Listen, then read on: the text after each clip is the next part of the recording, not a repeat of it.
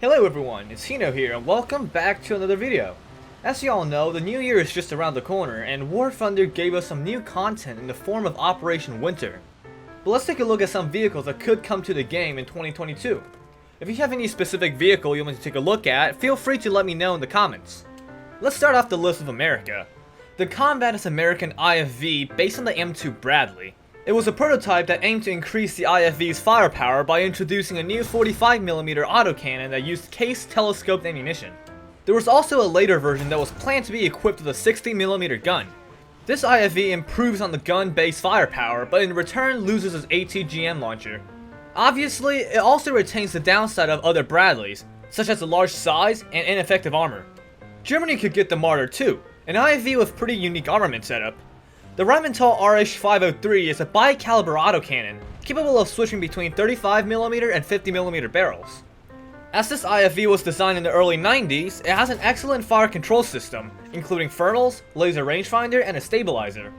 Its protection is also pretty decent for an IFV. Its sloped frontal armor is capable of resisting 30mm autocannons, while the sides are designed to resist Soviet 14.5mm anti-tank rifles. The Marder is also one of the more mobile IFVs, as it was equipped with a 1000 horsepower engine. When combined with a relatively light weight, this IFV has great mobility both on and off-road, allowing it to keep up with Leopard 2s. The T90M is a further development of the T90A, which comes with a wide range of improvements. Both active and passive protection have been comprehensively redesigned, including a new hard kill and soft kill APS. The turret also received new composite and ERA blocks. It also comes with a couple of quite useful improvements, such as an improved powertrain and high-quality thermals. As the tank is based on the T-72, it shares the same poor reverse speed and weak spot as the T-72. China can receive the Type 99A as a further modernization of the ZTZ-99. Like most other MBT upgrade programs, this new design improves on protection and firepower. The turret is protected by the new FY4 ERA blocks, giving the tank approximately 1000mm of chemical protection in some places. The upper front plate has also been redesigned, making it harder to hit. Being a more modern tank, it also has an updated FCS system, providing high quality thermals. The improved armor does mean the enemy will have to aim for weak points, instead of just shooting the turret face. But unfortunately, the tank has mostly the same large weak spot as its predecessors. To round out the list, we have a couple of wheeled IFV. The Froscia is an Italian IFV introduced in 2006. Its only armament is a 25mm Oerlikon KBA, similar to the one found on the Japanese Type 87 RCV. Both tanks should have similar playstyle, though the Froscia will find itself at a higher battle rating due to having access to more modern technology, including modern thermals and a hydropneumatic suspension. Its decent power to weight ratio of 22 horsepower per ton gives this vehicle a good on-road speed of 105 km per hour.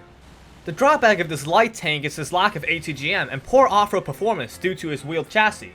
France, on the other hand, could receive the VVCI IFV, which stands for Armored Infantry Fighting Vehicle, a successor to the tracked AMX-10P.